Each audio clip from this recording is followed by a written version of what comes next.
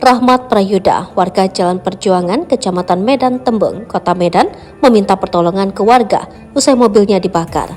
Peristiwa pembakaran mobil Toyota Avanza BK1149AAY terjadi di Jalan Bengkel, Dusun 4, Simpang Bengkel, Desa Kuala Pegumit, Kecamatan Setabat, Kabupaten Langkat, pada Selasa 17 Oktober 2023. Informasi yang diperoleh wartawan, ternyata mobil itu sengaja dibakar oleh wanita berinisial Eka, warga Komplek Tasri, Kecamatan Setabat, Kabupaten Langkat.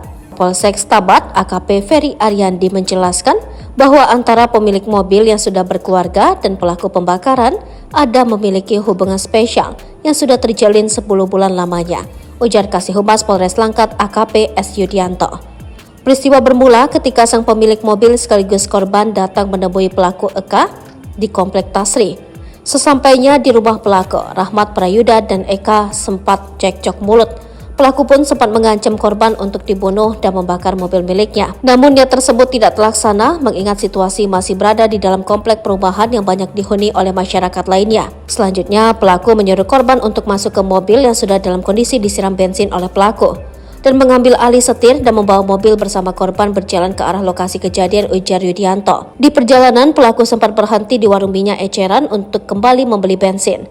Kemudian pelaku mengarahkan mobil ke areal perkebunan tebu milik PT PN 2 Desa Kuala Pegumit, Kecamatan Setabat. Sesampai di TKP, pelaku Eka langsung menyiram bensin ke mobil dan langsung membakarnya, sambungnya. Saat itu korban langsung melarikan diri dan meminta tolong ke warga. Kemudian warga menginformasikan peristiwa yang menimpa korban ke Kepala Desa Kuala Pegumit, yang selanjutnya Kades tersebut melapor ke Polsek Setabat.